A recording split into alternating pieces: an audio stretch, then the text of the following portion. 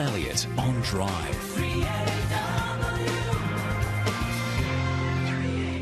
It is 24 to 5. In a moment, we'll speak to Kelly O'Dwyer and Richard Marles. First, though, Pat rang us before with a word on the street. He said that Bill Shorten's office in Moonee Ponds had been targeted by asylum seeker protesters yesterday. And apparently that did in fact happen, and it's all been cleaned up. And don't forget, word on the street for City Jeep. We've still got the $200 voucher to give away for O'Connell's in South Melbourne. Richard Marles and Kelly O'Dwyer join us now. Richard, good afternoon to you. Good afternoon, Tom. How are you? Kelly, hello to you. Oh, hello, Tom. Look, it's a very serious day. Just quickly, Richard, if I could ask you, why would people who are angry about Australia's treatment of asylum seekers target Bill Shorten's office, do you think? Well, this is an issue which is out there in the community. It's not the first time there have been protesters outside his office, and often it's done in conjunction with protests outside the Prime Minister's office. There have been protesters outside my office, protests outside lots of MPs' offices about this issue, and it reflects the fact that it's a difficult issue that we need to deal with. All right, now, I'll ask the two of you. Obviously, the news and our thoughts and pretty much everything are being dominated by the shooting down a Malaysian Airways flight MH17. First to you, Kelly. What is the government's position? Where are we heading? What's going to be the result of all this, do you think?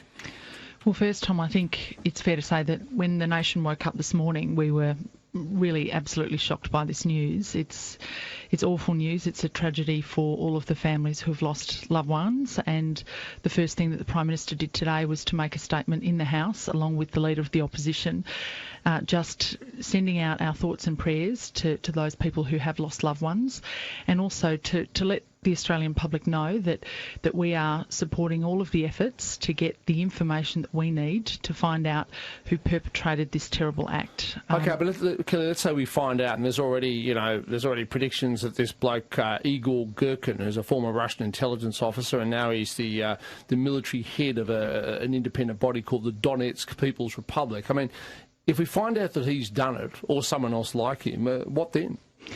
Well, at the moment, we're finding out. We're working with our international partners. We're working through the United Nations Security Council to actually have people on the ground who can interrogate people on the ground, who can actually have access to the site. So I think the first thing is to actually get the facts very straight, because you don't want to be making allegations that are not able to be sustained. So that's the first point. The second point is we will, of course, work with our international partners to make sure that we bring these people to justice. Now there may be a number of different mechanisms that we can use in order to do that, but the first thing that we're focused on is getting the facts straight. The second thing we're focused on as well is making sure that those people who need support at this time are getting that support. We have the Department of Foreign Affairs sending a team to Kiev right now. That is absolutely appropriate, and we have got a 24-hour consular line for people who are worried about people who might be missing or who need access to information. So that's our priority right at this moment. All right, thanks, Kelly. Now, Richard, I'll make a guess here and say there's probably not a lot of disagreement between the two major parties on this issue, but what's Labor's position? Well, on a day like this and on an issue such as this, the opposition, Labor, stands completely with the government, 100%. And the steps that Kelly just outlined then are exactly the steps the government should be taking. We need to be focusing on the families who've been affected by this, first of all. Kelly's exactly right in saying that we need not to get ahead of ourselves before the investigations are done and we know exactly who is responsible. I think that one of the things that really strikes me, a couple of things strike me. One is the dimensions of this as an Australian event are huge. Like one in 10 of the people on the plane were Australian. Right now, this is the largest or the worst plane disaster we've had in Australia since 1960. It may well be the worst we've ever had in that sense. It's the worst terrorist attack that's been wrought upon Australia since Bali.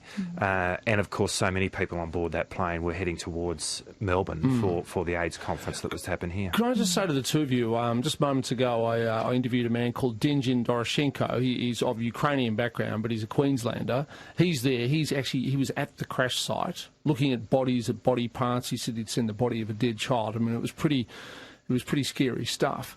Now, he said that the only other people there, the only authorities, were in fact members of the same militia that we think has probably are the ones who shot down the plane. Now, this says to me it's going to be very, very difficult to get the sorts of answers that we want because the plane is in an area which is not really controlled by the Ukrainian government. And at the site right now, he said are armed members of the militia, or, like this Igor Girkin character who is a self-proclaimed Minister of Defence in the Donetsk People's Republic. I mean, that's a problem, isn't it, Richard? It is. I think I'd make this observation and support what the Foreign Minister did today in calling in the Russian ambassador and seek an assurance from the Russian ambassador that Russia will cooperate completely in relation to the investigation and particularly in relation to whatever information is contained on the black box. And that's going to be fundamental to getting an answer here. All right, we'll take some calls for both Kelly and Richard in a moment. 96900 693 13 13 32. First, though, there's been what sounds like a very serious accident on the Geelong Road. Adrian is there. Adrian, what have you seen? It must be a trader ute that's on its side in lane 2 and 3, which has basically stopped the freeway. So a ute has actually rolled over, has it? Yeah, it's on its side across lanes 2 and 3. Oh, dear. Are the police or the ambulance there yet? The ambulance was there, and I could see the fireys were just about to turn up, so there was no police there yet, though. Okay, and is the traffic banking up behind the accident? Yes, it's probably about a kilometre long, but you can expect it to get longer as it comes up to a Friday. All right, thank you, Adrian. Yes, so what we're hearing is Geelong Road heading inbound, so towards the city near the Laverton exit. Traffic, as you just heard, banking up for 1 kilometre. More calls in a moment. It's 17 to 5.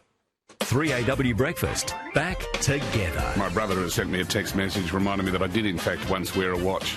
He says, "Don't you remember Dad gave you a Rolex and you lost it? He was dumbstruck." Ross and John, back this Monday. You lost a Rolex. On the first day he gave it to me. How many weeks' wages would it have cost your old man to buy you a Rolex? No, it wasn't. He didn't buy it. It was a family heirloom. Oh, So it's all right then. Yeah. Breakfast, just the way you like it, on 3AW 693. In a special edition of 9 News, Flight MH17 shot down over Ukraine, killing 9 innocent Victorians. Heartbreaking pictures of a disaster that stunned the world. Join me for all the reaction and comprehensive live coverage. 9 News at 6. With RACV travel insurance, you can have cover for lots of things in lots of places. Break your leg in Winnipeg? We're there. Things go wrong in Hong Kong? We're there. You can trust RACV travel insurance to provide cover for overseas medical emergencies and unforeseen travel cancellations. Call 13 13 29 or visit racv.com.au. RACV, we're there for you. Conditions apply. Insurance issued by Great Lakes Australia. This is general advice only. Consider your own needs, financial situation, objectives and the combined FSG/PDS available from RACV. Great Aussie holidays start at Page Brothers Jayco in Seaford. At Page Brothers, we have hundreds of new and used caravans, camper trailers, pop-tops, expanders and motorhomes on site right now. Which means when you buy from Page Brothers Jayco, you'll get to choose what suits your family and lifestyle best. Start your next caravan holiday at Page Brothers RV, 30 minutes from Melbourne on Eastlink, just off Seaford Road. Come and see PAGE. Jane and I recently discovered Norway's home of relaxation. Now you can relax by bringing Norway into your home with Backer Design's winter packages. 2 stressless recliner chairs and footstools and a sofa from under $7,000. Create your package from 2 recliner styles in 3 sizes and 2 sofa styles in 4 sizes and save at least $3,500 for the whole stressless lounge. Backer Design is the Australian home of Norwegian-built comfort. 1139 High Street, Armidale. Open 7 days. Hello, John Fowler from Lapine Funerals. In my industry, unfortunately, I'm starting to hear worrying stories of people paying expensive premiums on funeral insurance that's never actually used. With Lapine Funerals, our prepaid funerals are guaranteed. Why risk your money when you can have your funeral all paid for? Lapine Funerals Prepaid Guarantee. Phone 8587 5700 or look up lapinefunerals.com.au. 1 kilo of Coles 100% Aussie 3-star beef mince with no added hormones is down to just $5 every day. 1 kilo, $5. So for delicious Aussie beef mince, get down to Coles. So, I ripped off the spandex, hid the monkey in the cupboard and bailed. I tell you, it's the last time I offered a babysit. Not everything at work should be shared, but in small business, your mobile data should. With Telstra Easy Share business plans, your employees' mobile data is pooled, so your business can use more of what it pays for. From $85 a month, with a limited time bonus of 500 meg to use in Australia each month. Visit telstra.com/EasyShare. It's how we connect. Minimum cost $2,040 over 24 months. Drive with Tom Elliott. Watch Family Feud for your chance to win. 6 p.m. weeknights. Turn on 10. It is 13 to 5. We've got a calls in a moment for Kelly O'Dwyer and Richard Marles on this tragic day. 28 Australians dead, 1/10 of the number of people on board doomed flight MH17.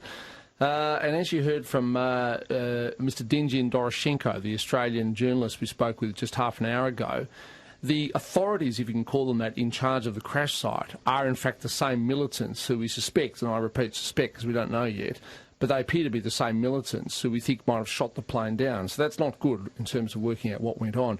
Got a train update, and it's not good news. Metro reporting delays of up to 25 minutes on the Hurstbridge line due to a track fault at McLeod.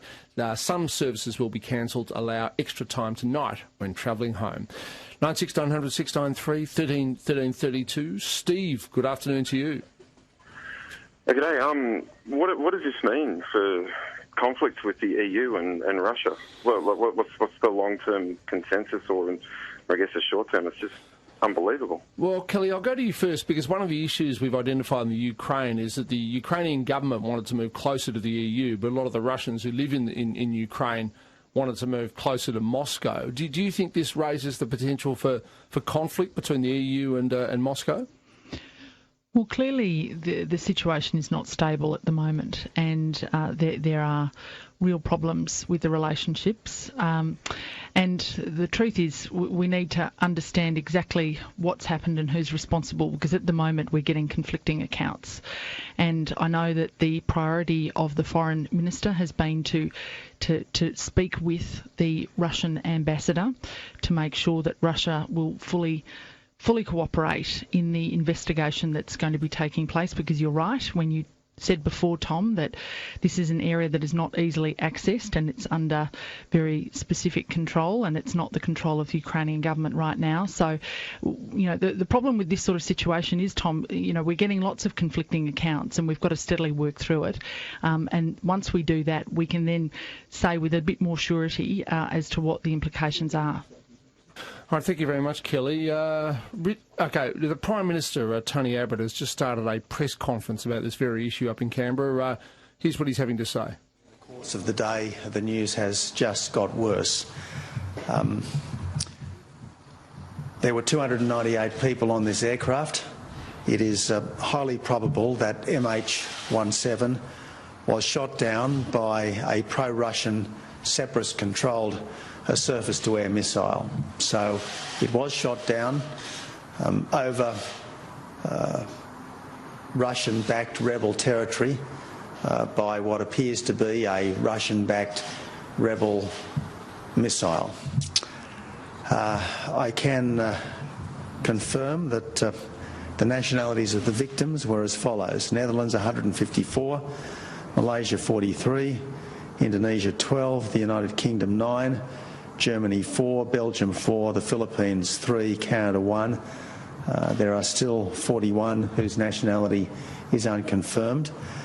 The advice that I have is that the final number of Australians on board is 28. We grieve for all, but we particularly grieve and pray for the Australians who have lost their lives. That was the Prime Minister, Tony Abbott. Look, there's probably not much more to say.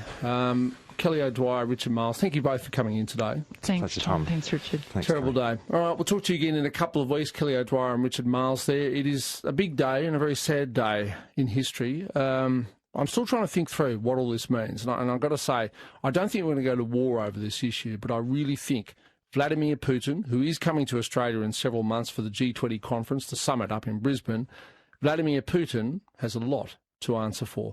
96900 693 13 13 32. It's 9 to 5.